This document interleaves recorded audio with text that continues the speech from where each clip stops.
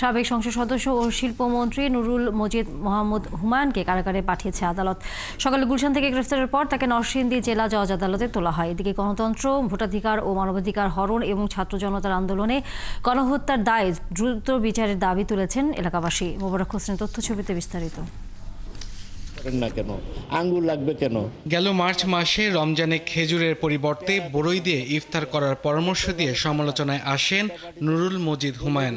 বরই দিয়ে ইফতার করেন না কেন? আঙ্গুর লাগবে কেন? আপেল লাগবে কেন? আর কিছু নাই আমাদের দেশে? পেয়ারা দেন না, সবকিছু দেন। নির্বাচনে স্বতন্ত্র প্রার্থীর পক্ষে কাজ করায় নিজের দলের নেতাকর্মীদেরও প্রকাশ্যে গালাগাল করতে পিছপা হন না তিনি, যা পরে রূপ নেয় অভ্যন্তরীণ কোন্দলে। গত 4 আগস্ট নরসিংদীর মাধবদী এলাকায় ছাত্র জনতার ওপর হামলা, আক্রমণ ও হত্যাকাণ্ডের সাথেও তার জড়িত থাকার অভিযোগ রয়েছে। বুধবার সকালে ঢাকার গুলশান থেকে গ্রেপ্তারের পর তাকে হাজির করা হয় নরসিংদী জেলা জজ আদালতে।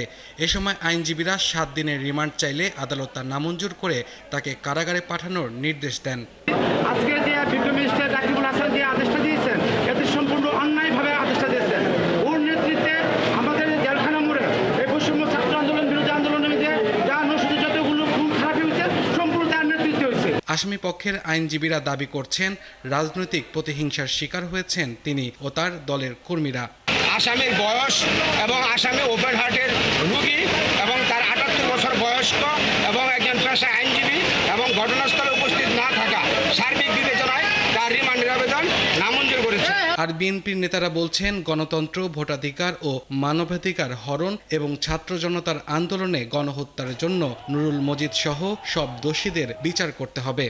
আমাদের মানুষ অতিষ্ঠ ছিল, কেউ কথা বলতে পারে না ওনার ভয়ে, কেউ বাকশক্তি সবার বাকশক্তি হয়রান করছে, মানুষ নানানভাবে নানান কাজে ওনার কাছে হয়রানি হয়েছে। অনতি বিলম্বে ওনার সহ যারা এই হত্যাকাণ্ডের সাথে জড়িত সবার দৃষ্টান্তমূলক শাস্তি চাই। নুরুল মজিদ মাহমুদ হুমায়ুন 1986 সালে নরসিংদী 4 আসনে আওয়ামী লীগ থেকে সংসদ সদস্য নির্বাচিত হন। পরে 2008 সালে নবম ও 2014 সালের নির্বাচনেও তিনি এমপি হন। আব্দুল্লাহ মামুন, 71।